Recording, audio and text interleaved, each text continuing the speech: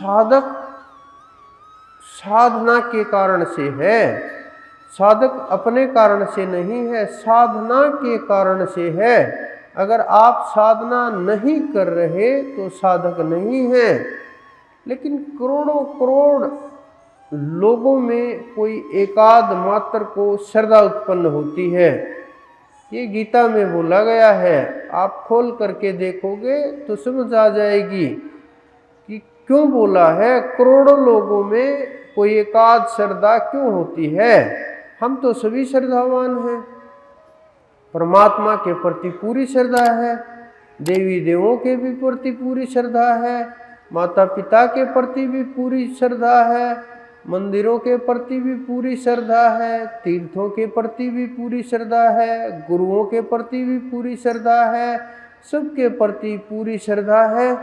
ये हम लोग मान रहे हैं, ये आप लोगों ने मान लिया है कि हम श्रद्धावान हैं। लेकिन ये श्रद्धा आपकी कहाँ टिकी हुई है, कहाँ ठहरी हुई है। ये आप अपने अंदर को झकझोर करके देखिए कि हम किस प्रकार का व्यवहार करते हैं उन देवताओं के साथ जिनको हम पूज्य मानते हैं, उनके साथ जिनको हम श्रेष्ठ मानते हैं, जिनका हम गुणगान करते हैं, उनके साथ हम कैसा व्यवहार करते हैं कि तुम्हारे ऊपर हमारा ये काम हो जाए, 1.25 मन लड्डू चढ़ा दूंगा।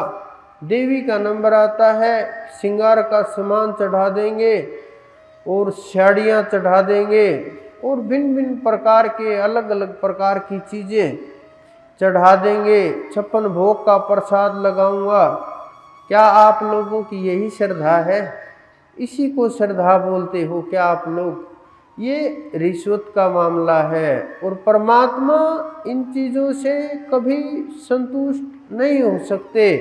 वो आपके भाव को देखते हैं, वो आपके मन को देखते हैं, वो आपके अंतःकरण को देखते हैं, वो आपके पवित्र जो मन के अंदर विचार चल रहे हैं उनको देखते हैं।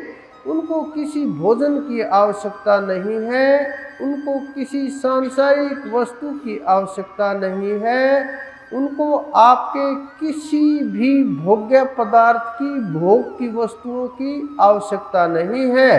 लेकिन हम लोग रास्ता निकाल लेते हैं कि हमने कुछ बोल दिया कि परमात्मा आप ऐसा कर दो, मैं आपके लिए ऐसा कर दूंगा।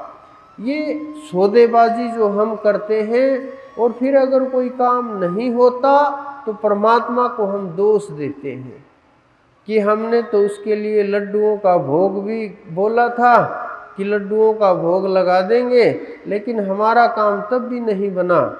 हम तो 10 बार वहाँ उसके दरबार में गए, नहीं बना।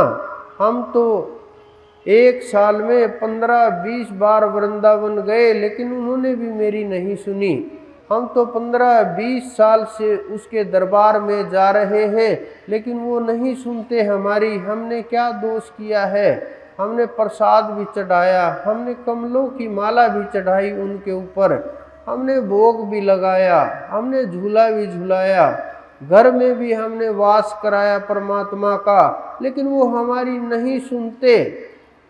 मैं पूछा कि क्या ऐसा क्या चाहते हो आप उनसे कि बस जी छोटी सी नौकरी मांगी थी वो नहीं दे रहे। मैंने कहा बस इतनी सी बात, ये तो कोई सरकारी आदमी भी दे देगा, पढ़ोगे तो भी हो जाएगा, तैयारी करोगे तो भी हो जाएगा।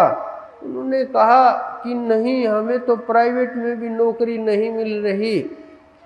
हमने परमात्मा से प्रार्थना की, कैसे भी हुआ, जैसे तैसे उनका काम हो गया। बस वो परमात्मा वाली श्रद्धा घूमी और फिर मुझे बोलने लगे कि अब तो हमें परमात्मा से विश्वास उठ गया, ये श्रद्धा आपके ऊपर हो गई। ये श्रद्धा नहीं है भाई। श्रद्धा बहुत दूर की वस्तु है, बहुत दूर का खेल है। ये सोच और समझ से परे का खेल है, ये साधारण चीज़ें नहीं है। जिनको हम इतना हल्के में प्रयोग कर देते हैं, कहीं भी प्रयोग कर देते हैं, किसी के लिए भी प्रयोग कर देते हैं। जिस श्रद्धा शब्द का प्रयोग आज आप हमारे लिए कर रहे हैं, कल किसी राजनीतिक लोगों के लिए करने लगोगे, अगले दिन किसी बिजनेसमैन के लिए करने लगोगे, अगले दिन किसी और के लिए करने लगोगे। ये शब्द इतना हल्का नहीं है जितना हल्का हमने मान लिया, क्योंकि इसका वर्णन आया है श्रद्धावान लभते ज्ञानम, कि जो श्रद्धावान लोग हैं वो ज्ञान को प्राप्त होते हैं। सांसारिक वस्तुओं का जिक्र कहीं भी नहीं है कि संसार की वस्तुएं उन्हें मिलती हैं, छोटी मोटी वस्तुएं प्राप्त हो जाती हैं।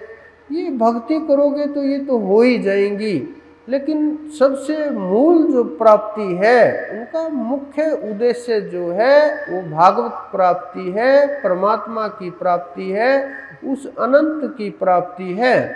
अगर वो नहीं प्राप्त हुआ तो आप श्रद्धावान नहीं हैं। अगर आपका भजन शुरू नहीं हुआ, जाप शुरू नहीं हुआ, अंतःकरण में नहीं उतरे, अंदर में नहीं उतरे, तो फिर किस प्रकार से आप श्रद्धा कर सकते हैं?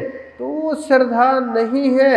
आप छोटे से कंकर के लिए सब कुछ छोड़ देते हैं और अपने अंदर इतनी लाखों लाख कमियां हैं, अनेकों अनेक कमियां हैं, बोलते रहते हैं कि ये कमियां दूर करो, कमियां दूर नहीं हो पाती। लोग ही दूर हो जाते हैं कि बार बार कमी दूर करने की बोलते हैं। कमियां दूर कैसे नहीं हो पाएंगी? तो जाना ही बंद कर दो, ना रहेगा बांस ना बजेगी बांसुरी, कि ना कोई बोलेगा ना किसी की सुनना पड़ेगा। आवश्यकता भी क्या पड़ी है सुनने की, क्या जरूरत है सुनने की? क्योंकि सुनेंगे तो उसके ऊपर अमल आज नहीं तो कल कभी ना कभी तो करना पड़ेगा।